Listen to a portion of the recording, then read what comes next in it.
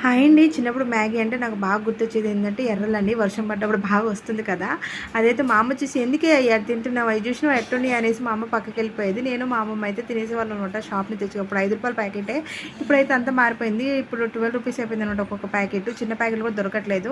నేనైతే సింపుల్‌గా ఈజీగా చేసుకుంటాను. అందరూ అయితే వాటర్‌లోనే ముందు మసాలా వేస్తారు కదా! నేను వాటర్‌లో ఓన్లీ సాల్ట్ అండ్ మ్యాగీ వేసి ఉడికించుకొని నెక్స్ట్ వచ్చేసి మనకి ఇక్కడ ఆయిల్ వేసుకొని ఉల్లిగడ్డ, పచ్చిమిర్చి, కొద్దిగా క్యారెట్ మీ దగ్గర ఉంటే బీన్స్, క్యాప్సికమ్ అలాంటివి కూడా యాడ్ చేసుకోవచ్చు.